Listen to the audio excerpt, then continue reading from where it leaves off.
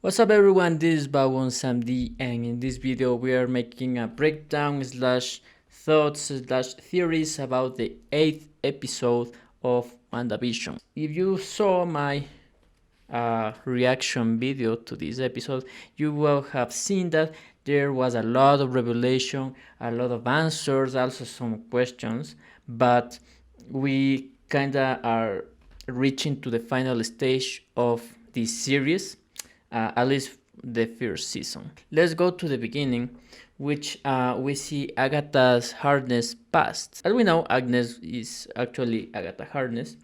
We see that Agatha in Salem, I don't remember, in the 17th century, I think, she's part of a coven of witches. So we can surmise that she is really old and really powerful, as we see that she was accused of stealing some kind of dark magic power by her mom, that I think it was the leader of the coven, and some other witches. So they accuse her of that, and they were beginning to execute her, I think. They were like beaming some kind of like the Tesseract energy to her.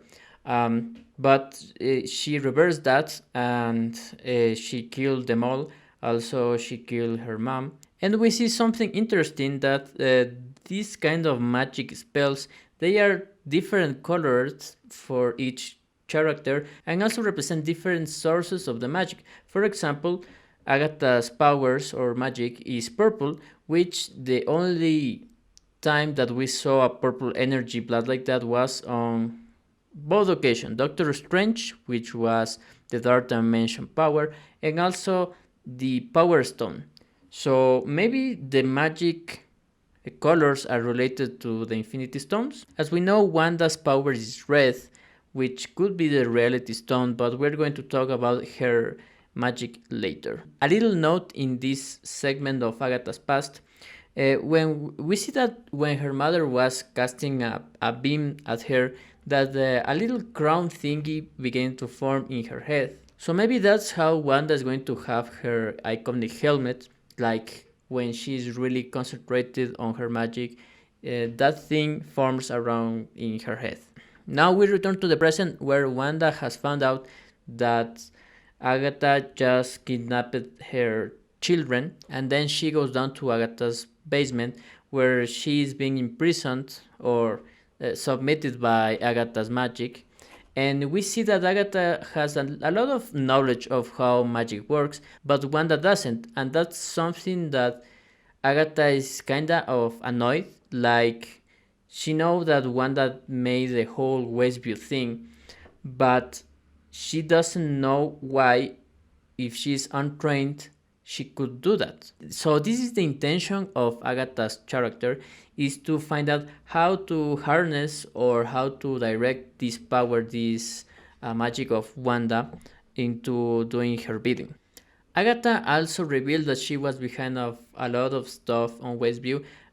She was behind the Evans Peter Pietro, and we see that she was using this person as a puppet, with a magic spell. This was in order to trick Wanda into revealing what was the source, or how was that she made the whole town do her bidding. So we don't know if this person, this Ivan Peters character, is actually the Pietro or the Quicksilver from the X-Men universe. The reason that Agatha didn't use the Aaron Taylor Johnson body is because his corpse was in Sokovia, or maybe we don't know where it was buried, but she admit that was the only reason. So in order to see where this power came from, they are going to seek out that in Wanda's past. So they first traveled when Wanda was a child, back in Sokovia with Pietro and also their parents. I was kind of half expecting that there was a revelation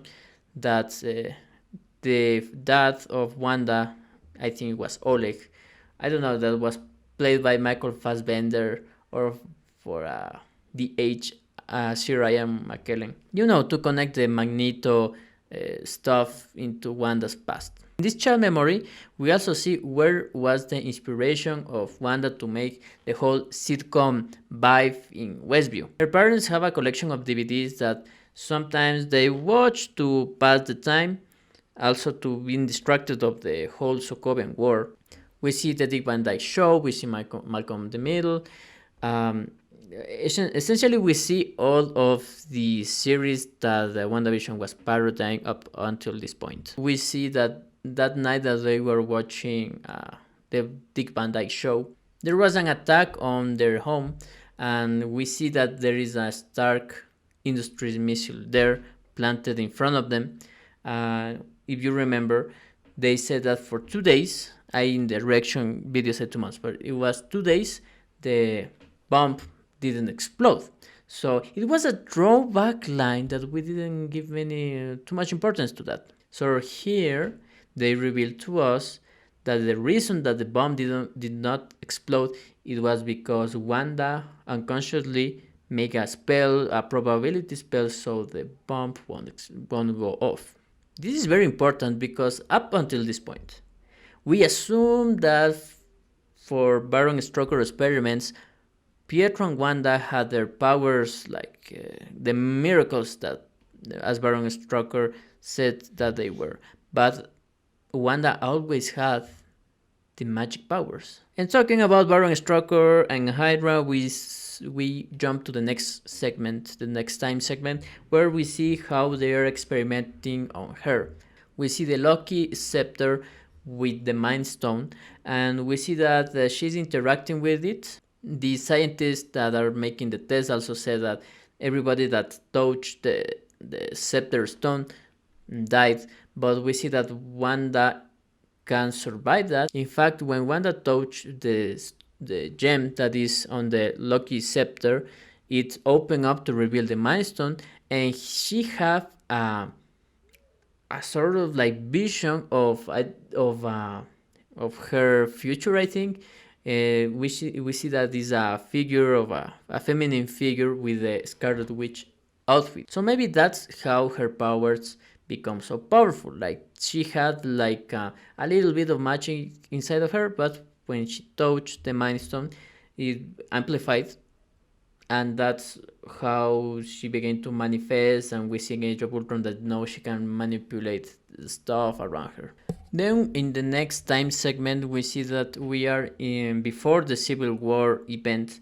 She is on the Avengers Mansion compound with Vision, and we have a sweet little moment with Vision and her where they are both watching Malcolm on the Middle, and they are talking about Pietro and about how she can get past that. And then Vision said to her that since he's a machine, he doesn't know what loss is. I think it was a really nice addition, that scene, because from Age of Ultron to Civil War, when the Avengers are officially formed until they are disbanded, we don't have too much material on the movies or in the series. So it's nice to see that banter between Wanda and Vision.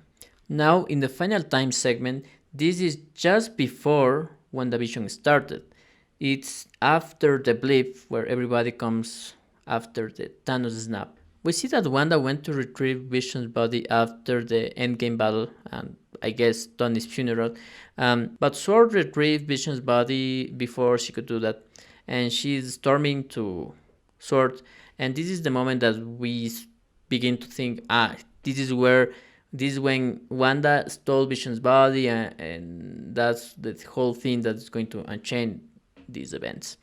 But as we see, she went there to that was the intention, but she wanted to bury him, or at least see if he can be fixed. But as we see Hayward, that here is in full villain mode. I think he showed Wanda the Vision's body that is being dismembered, disassembled. A really gnarly scene. Like, I know he's a robot, but seeing such a beloved character like that, like it's just a machine. Here Hayward is like teasing Wanda, like saying, "Oh, he's just a machine," or "It's not your property." So maybe here's like a little theory that maybe Hayward is manipulating Wanda, like he wanted to everything that's happening here to happen, but we're going to talk about that later. Wanda's break the glass that was between her and Vision, and for a moment we think that she's going to steal and for a moment we think she's going to steal the body, but she just is like touching him, seeing if it was like a conscience, but it's not. Like Vision is dead, so she just acted sword and she didn't steal. And she is traveling to Westview, and as we see, the town it is called Westview, not Eastview. It is revealed that Vision and Wanda bought a property together in Westview, and that is where her house is in the series. And also we see all of the residents of Westview in their normal form when she is standing there on the property that they bought, and she's kind of remembering the stuff. She's really stressed about this and in grief, and that's where she created the hex. She unleashes her energy, creates out of nowhere her house, and everything that is in color transformed to black and white, like the first episode of WandaVision. And also, we see that the vision that is inside of Westview is actually an entirely construct of Wanda. So it's not his body, is not that she was puppeteering the dead husk of Vision. It was an entirely, I think, a mind stone construct, because we see that there is like a yellow energy coming out of Wanda to build this Vision. So apparently Agatha found out what she wanted to find out, and then they went outside. Now Agatha is in her normal villain costume that is really nice, a little nice witch costume, and she's grabbing the twins by their neck with a spell, kind of like Doctor Strange with the wave thing. So this is the final scene. It's just a standoff of Agatha, the twins, and Wanda. And here Agatha is like saying things to her, like saying, you don't deserve this magic, you're just doing breakfast with it. And here Agatha says that what Wanda is using is chaos magic. I don't know what that is, but apparently is, I think, more powerful than the magic that Agatha has, or mainstream magic. And she revealed that Wanda is the Scarlet Witch. This is the first time that an MCU film or series or whatever used that term. What that means, what is the Scarlet Witch, is like a legend in the witch enthusiast group. I don't know, but of course that's the cliffhanger of this week. A really nice cliffhanger. It doesn't give, it didn't give me the, the sensation that I wanted more. Like I'm satisfied with this, and I am patient to wait to the next episode.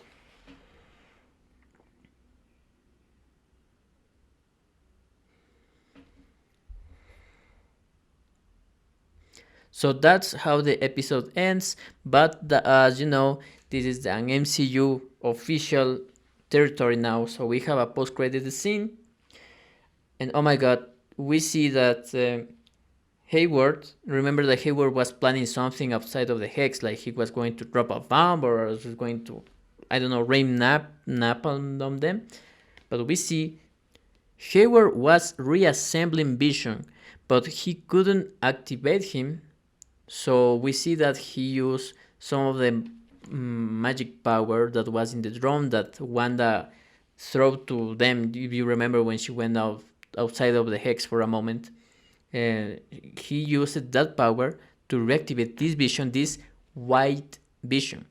This white Vision is from the comics. I think it's a Vision that was essentially rebooted. In the post-credit scene, we don't see too much of this Vision, interacting. It's just him waking up and seeing at his hand. We see that Vision is alive, baby. And that was the real ending of the episode. Now, concerning questions, thoughts, and theories, there are some that I have after watching that. First, that maybe Hayward was behind all of this all along. It was Hayward all along. Maybe he pushed Wanda to the limit to maybe make that the hex thing and then harness her power to activate the vision. As we see, he wants the vision for military purposes to use him as a weapon.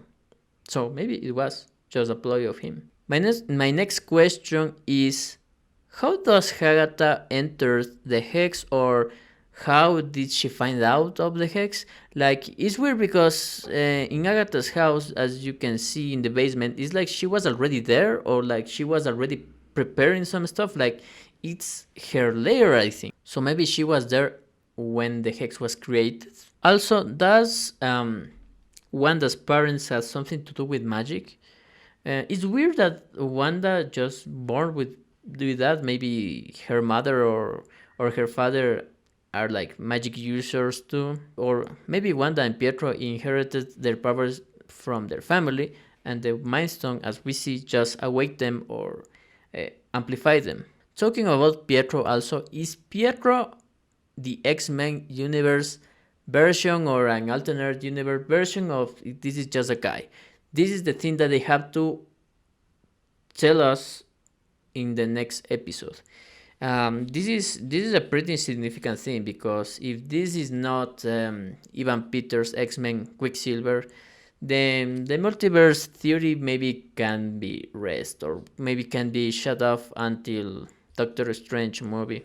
The next question is Wanda gonna mix both visions?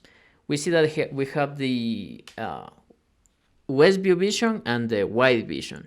So maybe they are going to fight. I don't know. Maybe Wanda is going to mix their conscience and maybe make them into one vision again. Is this going to be a new vision, the old vision? I don't know. But what I am expecting is that if this is a new vision, that the attire and the colors change a little, because the design of the MCU vision is fine, but it needs more color. Come on. I mean, to be more comic accurate, it needs at least the Doctor Strange kind of color cape thing that he had, or maybe make his colors more bright. The next one is one that also could be potentially important, is that are the twins real? Remember that this vision that we are watching on Westview is not real. It's just a construct from Wanda and also the Mind Stone. So the twins are also constructs, are also going to die if the hex disappear or is destroyed. We don't know that. So that's something that they have to tell us.